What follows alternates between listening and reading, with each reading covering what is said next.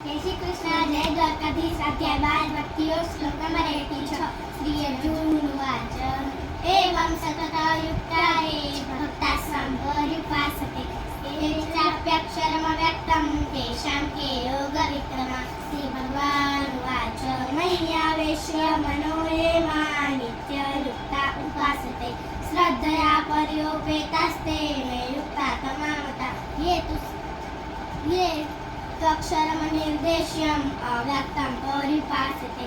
सर्वत्र गमचिन्तं च कूटस्थमचलं ध्रुवं सन्नियम् इन्द्रियग्रामं सर्वत्र समबुद्ध्या ते प्राप्नुवन्ति मामेव सर्वभूतानां